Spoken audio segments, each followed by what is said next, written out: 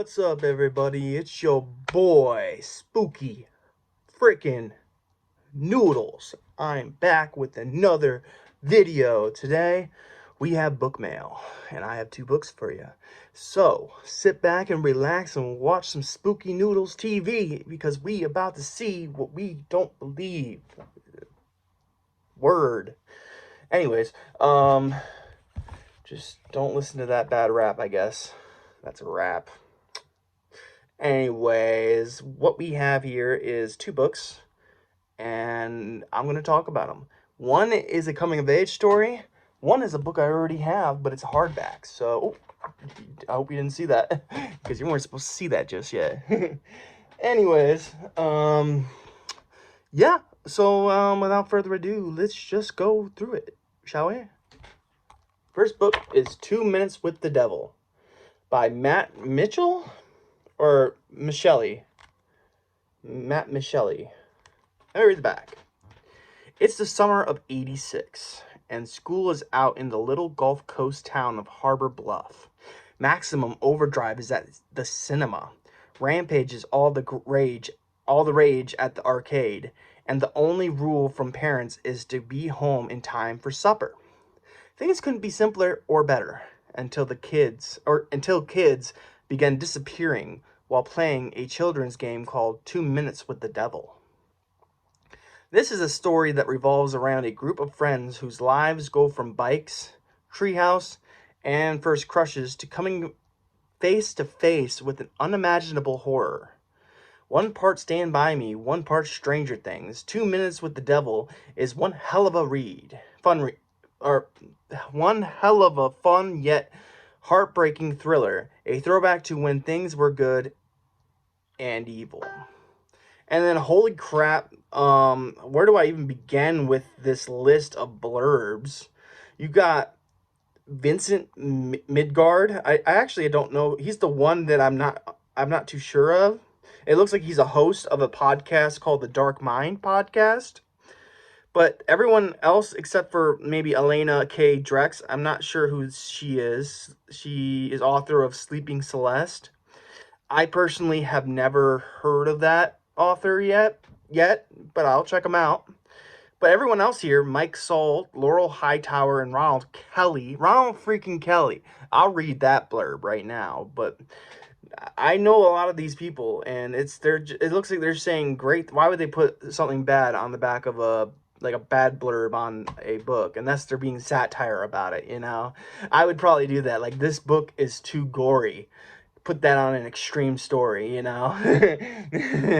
Like, that's a bad thing. 1-star review. I'll literally put it on my, if I ever did that, and yeah, I would do that probably. But anyways, I'll read the Ronald Kelly blurb, and because what he has to say means a lot to me, because I really am a Ronald Kelly fan. And, yeah, so let's read it.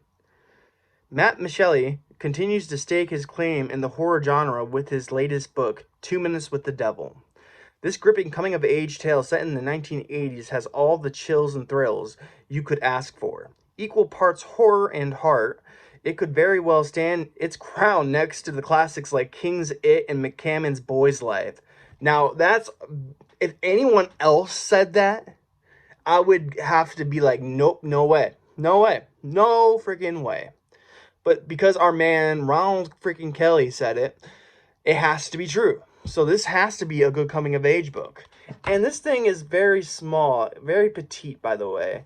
It comes in at 88 pages, which the font is correct. So yeah, it's a novella, but it's a very short novella, which I'm looking very, very, very forward to reading. I will say, the fact I can't really hold this with one hand without bending the book kind of saddens me. I like these size books because I can hold it with one hand without bending it. I guess I could probably hold it with one hand, but it's really big and floppy. You know what I mean? That's what she said.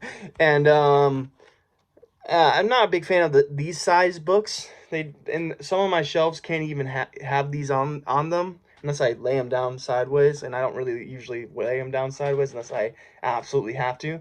But anyways, other than the size of the book, the cover looks amazing. Oop. And Ronald Kelly blurb definitely helps. So this is the book I'm actually currently reading. And that's kind of a good segue to our next book, which is Richard Lehman's Dreadful Tales.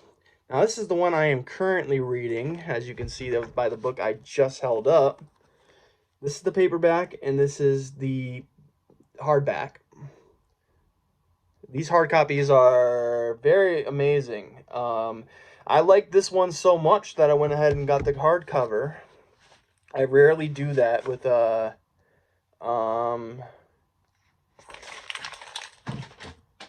missed the trash can completely. Stories that this one has that I love so far. Well, I've loved basically all of the stories so far. Maybe with the exception of one, but like, love is a big word for me. If I don't love something, I still can enjoy it, you know? And that's how I felt about A Good Cigar Is a Smoke. I didn't really particularly think it was a great story, but, you know, it's a filler story. It was only like 7 pages long, so it was very quick. I mean, maybe even not even 7 pages. It could have been 6. Anyways, The Grab was really good. The Grab was about, well, I can't tell without giving it away, so I won't, but it's really good. My favorite story so far is Barney's Bigfoot Museum. I've read 4 stories since then, and nothing's topped it so far. Herman was pretty good, and The Champion was good. The Maiden was kind of sick, you know, in a sense. It was kind of messed up, but I liked it. And then A Good Cigar, I was just talking about that. Right now, I'm Not a Criminal.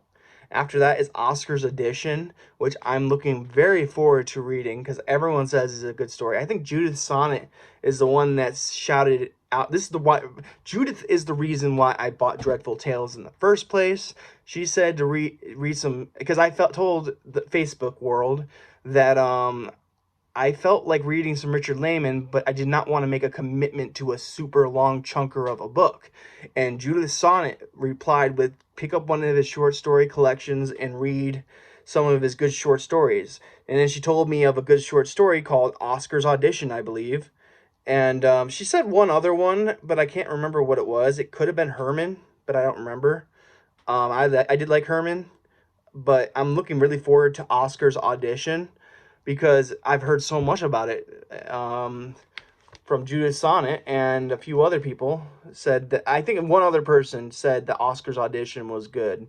So if 2 people are saying Oscar's Audition is good, then there has to be something to it, right? So, yeah. But then there's a lot of stories after Oscar's Audition. We got Into the Pit, Spooked, A Good Deed, The Direct Approach, Good Vibrations, Phil the Vampire, Paying Joe Back, The Fur Coat, Blarney, Dracusian's Driver, Roadside Pickup, Wishbone, First Date, Stickman, and Mop Up. And stories I didn't list earlier: Invitation to Murder, Saving Grace. So, Saving Grace was pretty brutal, too, and good. I did like that one. Kind of had a coming-of-age feel to it, and I like coming-of-age stories. I wish Richard Lehman wrote more longer ones. But, yeah. But that is it. That is Dreadful Tales and 2 Minutes with the Devil. I am going to... I think I showed you guys these last week. These are the Sean Huff books I got. Sean Huff books I got... I'm going to put them on my signed bookshelf. But, yeah, without further ado, let's end the video. So, I hope you guys are having a great day. I hope you have a spooky night. And I will catch you in the next video. Peace. Jealous of you? Yes, you are jealous of me. It's clear. Everybody says it.